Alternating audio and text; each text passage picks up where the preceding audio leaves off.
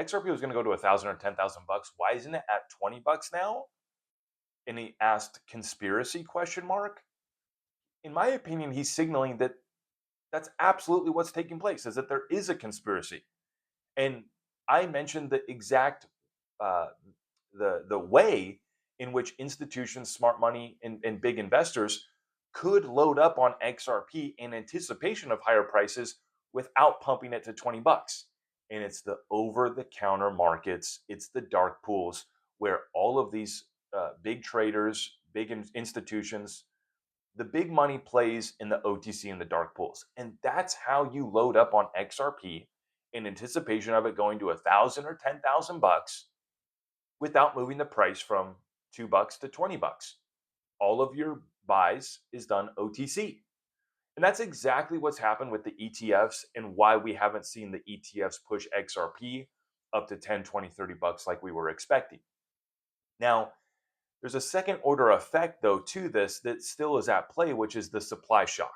It's the institutional supply shock on XRP that's still underway, that's still cooking. Right? Just because it hasn't happened yet doesn't mean it's not going to. Right? Absence of evidence is not evidence of absence. People need to understand that. And so I appreciate the recent comments from David. I think it's really fun actually to see him outside of his official capacity at Ripple, being able to speak a little bit more freely.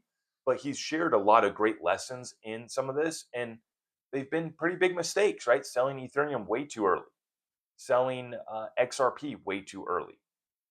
And none of the comments that David has made recently have made me change my investment thesis at all about XRP. In fact, they kind of just add to the thesis that yes, it is all one big conspiracy. There is a big group of insiders, guys and gals who know that this is going to be used at scale. It's going to push to a much higher price, and everybody who knows it is loading up. The institutional big buyers that would move it to 20 and 30 bucks today aren't doing so because it's all being bought OTC. This is not complicated. It's not like a very, we don't need to solve a riddle. It is a conspiracy, but it's not a hard conspiracy to understand. It's a very basic and simple one. And so load up with the smart money and institutional investors while you can. That's what I'm doing. Not here to tell you what to do.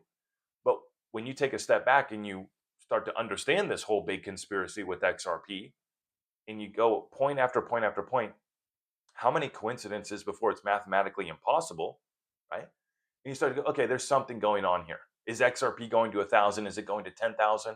Under what timeline is it going to do that? Nobody knows. Not David, not me, not anybody.